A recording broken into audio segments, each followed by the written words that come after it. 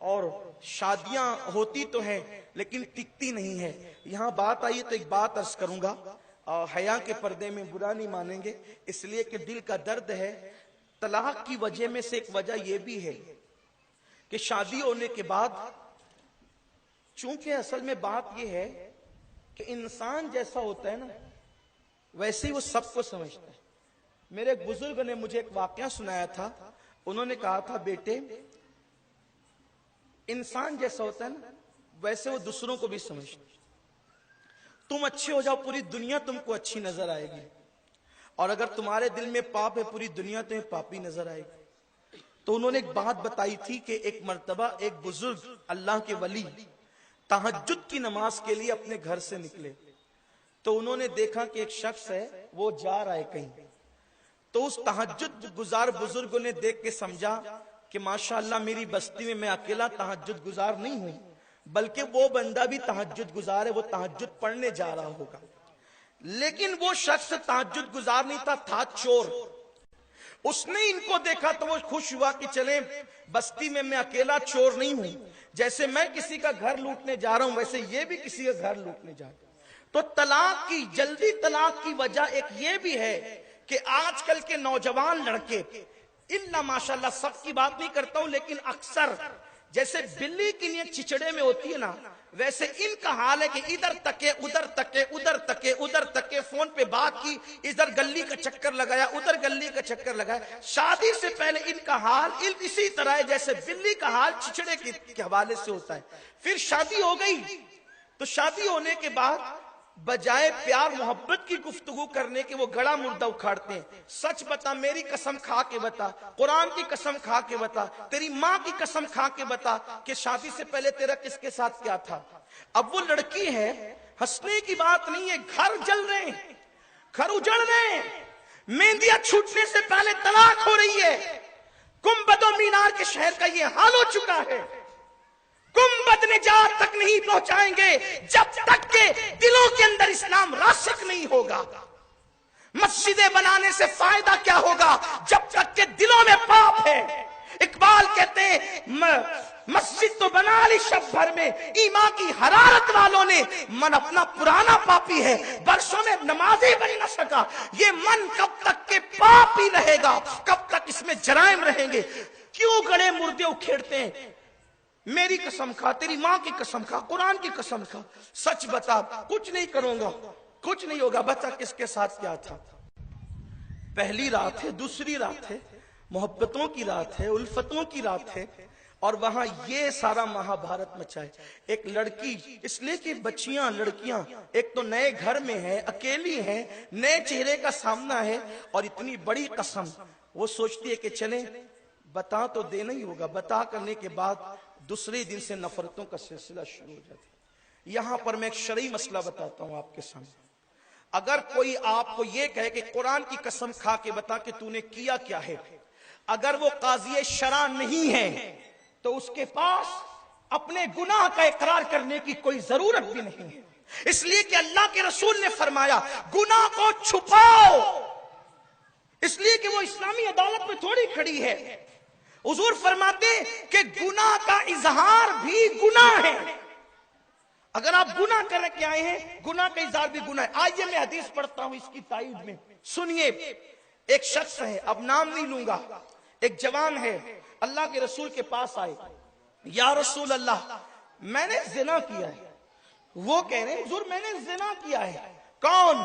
سید المعصومین سے کہہ رہے ہیں میں نے زنا کیا ہے. حضور علیہ السلام سے, جو زمین پہ بیٹھ کر لوح محفوظ پر نگاہ رکھے, اور لوح محفوظ پہ نگاہ رکھنا یہ میرے نبی کے لیے بہت چھوٹی سی بات ہے, اس لیے کہ لوح محفوظ پہ نگاہ رکھنا یہ تو ان کے غلاموں کی نشان ہے. مثنوی میں مولانا روم کہتے ہیں کہ ولیوں کے پیش نظر ہوتا ہے لوح محفوظ, اور صرف پیش نظر یہ بھی ولیوں کے لیے چھوٹی بات ہے, بلکہ قدرت نے لوح محفوظ پر ان کو اختیار عطا کیا ہے کہ وہ جو چاہے مٹا دے, وہ جو چاہے لکھ دے. اقبال کہتے کی محمد سے وفا, تو نے تو ہم تیرے ہیں, یہ جہاں چیز ہے کیا لوح و قلم تیرے ہیں. لوح و قلم پہ ان کا قبضہ ہوتا ہے جو مصطفیٰ کریم کی وفاداری اختیار کرتے ہیں. حضور کے لیے بہت چھوٹی سی بات تھی, حضور جانتے تھے کیا ہے جسے قدرت نے عالم ما کان و ما یکون بنایا۔ حضور سے کسی نے پوچھا میرا باپ کون ہے، حضور نے اس کے باپ کا نام بھی بتایا، یعنی کہ کون کس کا باپ ہے حضور یہ بھی جانتے، پیٹ میں بچہ ہے بچی ہے یہ بھی جانتے، قبر میں مردے پہ اجر ہو رہا ہے ثواب ہو رہا ہے عذاب ہو رہا ہے یہ بھی جانتے ہیں، کس کی قبر کشادہ ہو گئی کس کی قبر تنگ ہو گئی یہ بھی جانتے ہیں۔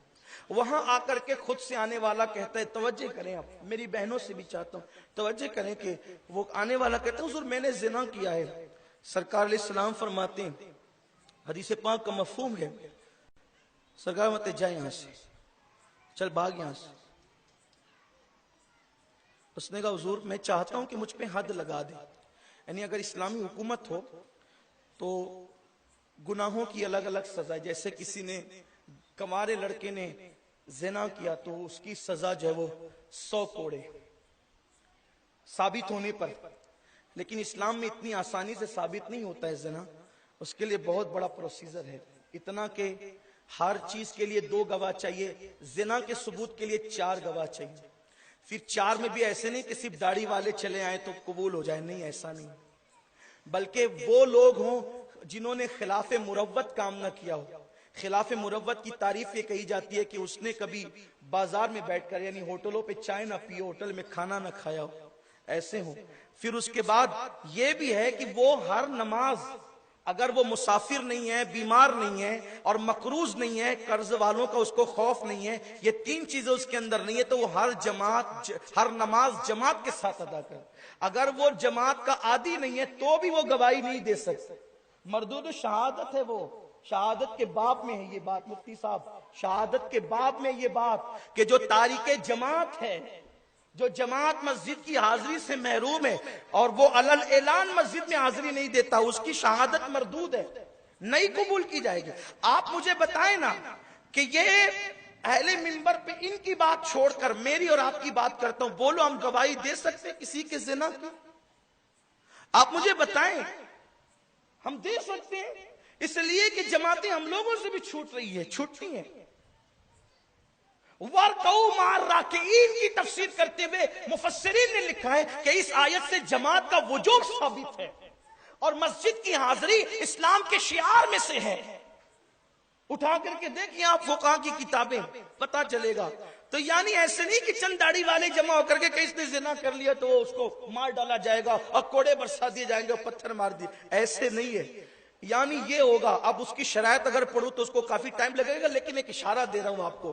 پھر اس کے بعد اتنے متقی ہو، اتنے پرہیزگار ہو، عادل ہو، ثقہ ہو، پھر اس کے بعد بھی وہ چاروں ایک ساتھ آئے ہوں تو بھی گواہی قبول نہیں ہوگی، کہ میٹنگ کر کے پلان کر کے تو نہیں آ گئے، وہ آپس میں میٹنگ کر کے نہیں آئے ہیں، مل کے نہیں آئے، الگ الگ رستے سے آئے۔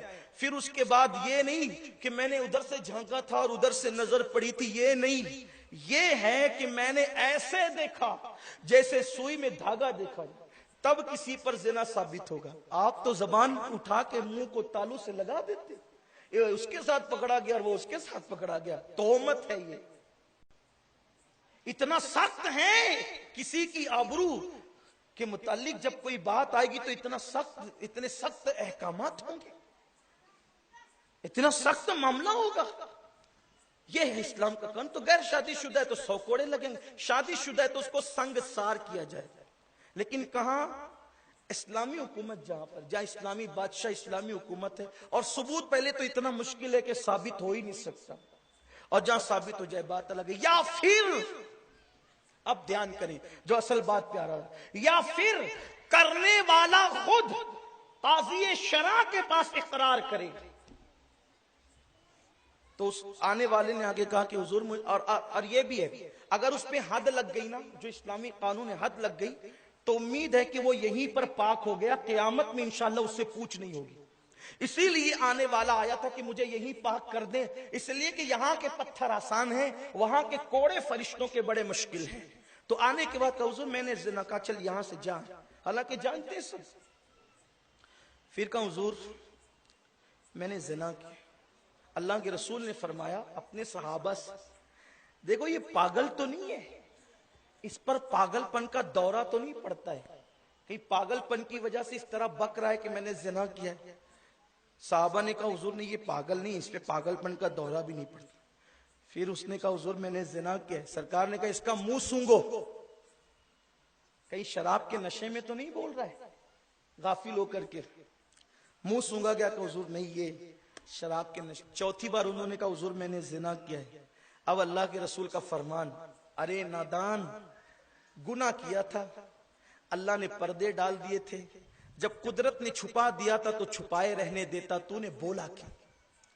ये हुजूर की शान करीमी है, रहमतुल्लिल आलमीन ही हुजूर की है। हुजूर कहते कुदरत ने छुपा दिया तो तू भी छुपाए रखता। पता चला अगर गुनाह हो जाए, गुनाह का इजहार मत करो, गुनाह का इजहार भी गुनाह है। तो अब अगर किसी का शौहर किसी से ये कहता है, उसको ब्लैकमेल करता है कि बता क्या था, मेरी कसम खा, तेरी माँ की कसम खा, कुरान की कसम खा, लड़की पर कोई फर्ज वाजिब नहीं है कि उससे जो गुनाह हुआ वह उसका इजहार करे। इसलिए कि और फिर वो भी उस वक्त जबकि इजहार गुनाह करने से अब वो तौबा कर चुकी है, अब वो नया घर बसा रही है, नई खुशियां उसको मिल रही है, अब वो इकरार करेगी तो वो खुशियां रूठ जाएगी। तो ऐसी सूरत में तो उसके लिए लाजिम है कि वो ना बताए, इनकार कर दे कि ऐसा कुछ नहीं है, इंशाअल्लाह उस पर कोई गुनाह नहीं होगा। उसकी वजह ये है, आप कहेंगे ये तो झूठ हो गया, आप तो मिंबर से झूठ की बात करें, झूठ नहीं हुआ। हुजूर की हदीस है, अत्ताइबु मिन ज़म्बी कमन ला ज़म्ब ला, गुनाह से तौबा करने वाला ऐसा है जैसे उसने गुनाह किया ही नहीं है। जब कुदरत ने फरिश्तों के दफ्तर से तौबा की बुनियाद पर गुनाह को मिटा दिया है, तब आप खरीदने वाले होते कौन हो। अल्लाह के रसूल फरमाते हैं, जो गुनाह से तौबा कर चुका उसको गुनाह को याद मत दिलाओ, आर मत दिलाओ, वरना उस वक्त तक तुम्हें मौत नहीं आएगी जब तक कि उस गुनाह में मुब्तला होकर तुम जलील नहीं हो जाते। इसलिए कोई गुनाह से तौबा कर ले तो उसे इज्जत दो, उसको आर मत दिलाओ, उसको बार बार उसके सामने उसको ताना मत दो। एक बच्ची है, तौबा कर चुकी, क्यों कुरेदते हो, तौबा हो गई, मामला पाक हो गया। बहुत सारे ऐसी औरतें हैं जिनकी जिंदगियां बड़ी पाप में गुजरी, लेकिन जब उन्होंने तौबा की तो बड़ी शान वाली औरतें वो हो गई।